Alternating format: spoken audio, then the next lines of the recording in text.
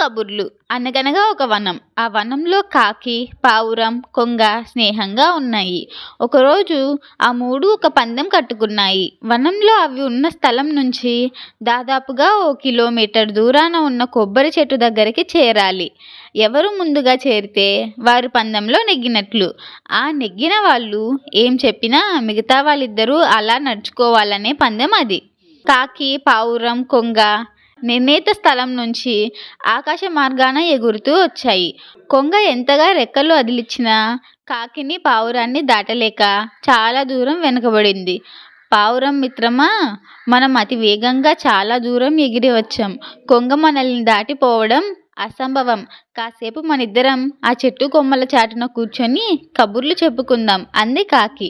సరే, అది వచ్చేలోపు మనం గమ్యం చేరుకోలేమా అంది పావురం. ఆ రెండు పక్షులు చెట్టు మీదకి పోయాయి. ఏవేవో కబుర్లు, ఊసులు చెప్పుకోవడంలో మునిగిపోయాయి. కొంగ నెమ్మదిగా ఎగురుకుంటూ కొలను గట్టున ఉన్న కొబ్బరి చెట్టును చేరింది ప్రశాంతంగా. అది చూసిన పావురం, కాకి పిచ్చి కబుర్లు ఆపేసి గబగబా ఎగిరి వచ్చి ఆయాసపడుతూ కొంగ చెంత వాలిపోయాయి. మమ్మల్ని ఓడించావు కొంగగారు, మా పిచ్చి కబుర్లు, ఊసులే కొంపలు ముంచాయి. ఏకాగ్రతగా వచ్చి విజయం సాధించావు, నీకు అభినందనలు అన్నాయి పావురము, కాకి తలదించుకొని. చూసారా పిల్లలు, పిచ్చి కబుర్లు ఎంత నష్టం కలిగిస్తాయో.